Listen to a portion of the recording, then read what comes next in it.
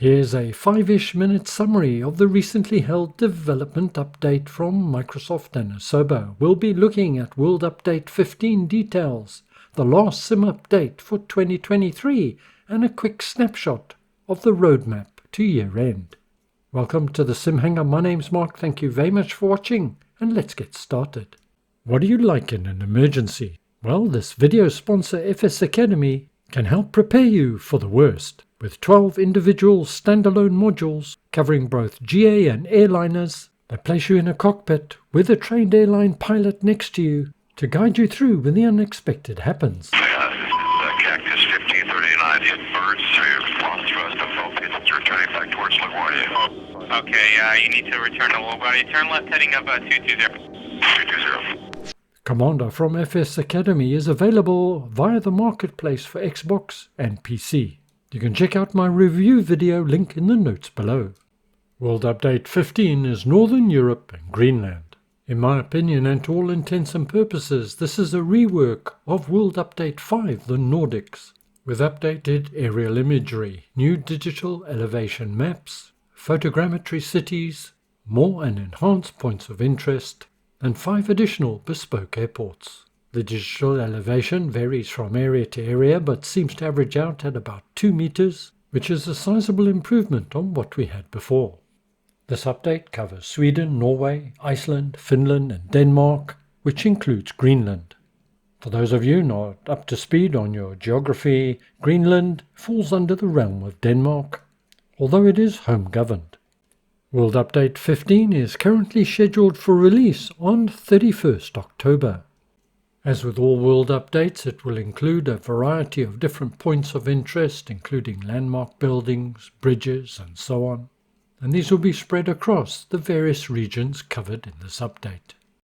During one of the question and answer sessions, the inevitable question of what about Africa or South America, Brazil for example, when are these sort of countries going to get an update? Jorg responded by saying he is keen to include countries such as Brazil, and have some coverage in Africa, but gaining access to the necessary data is a big challenge. Particularly accurate aerial and photogrammetry information is hard to come by. They've been working on Brazil for over 2 years, but unfortunately sometimes, politics just get in the way. But it does appear that Brazil is certainly on the hit list. Don't know about you, but I'd also like to see something like the Philippines and perhaps the Caribbean. Great places to fly and worthy of an upgrade. World Update 15 will include, of course, some bespoke airports. 5 at this point, but there may be more. And if you're used to flying in this region, some of these names will be very familiar to you. Once again, most are being developed by Gaia, but for some of those in Norway, they're being developed by a third party who lives in the country. And from the above snapshots, they're certainly looking very good indeed.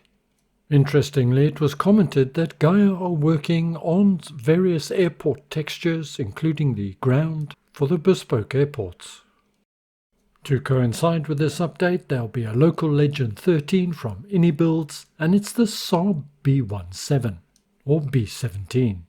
Expect this to be payware, but at a nominal price point, and we can be fairly confident it'll be PC and Xbox compatible. This aircraft heralds from the 1940s, features a 14-cylinder air-cooled radial engine, 2-man crew, and operationally function mainly as reconnaissance and in a dive-bombing role. Another warbird for our arsenal.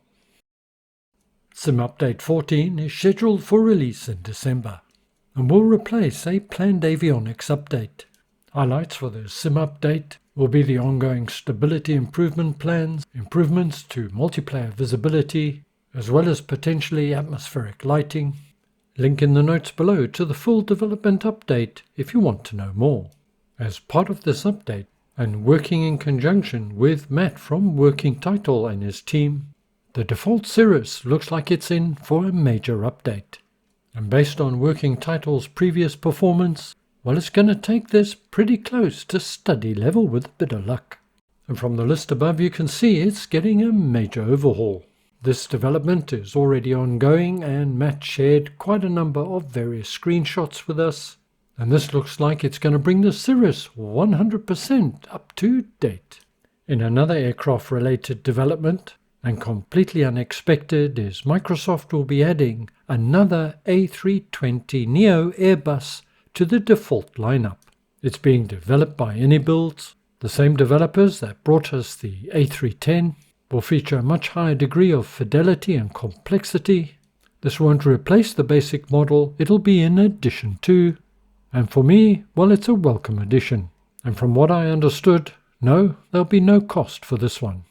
We got a quick look at the roadmap, or what's left of it, for 2023. The surprise scheduled for November was to be the House Atreides Ornithopter, but as you may be aware, the June movie has been pushed back into 2024, so we can be fairly confident it won't be that. So we'll just have to wait and see if they've got time to replace it. And that more or less wraps up the highlights of the development update. Hope you found it useful and informative. Stay well, see you soon, and bye for now.